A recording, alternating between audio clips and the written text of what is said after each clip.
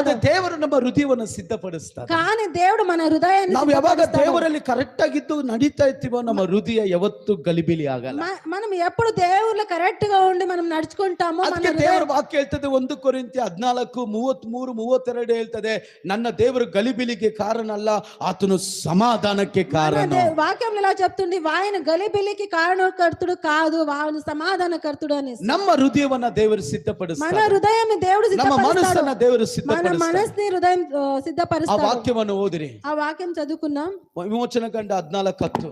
విమోచన కాండ నిర్గమ కాండం 14:10.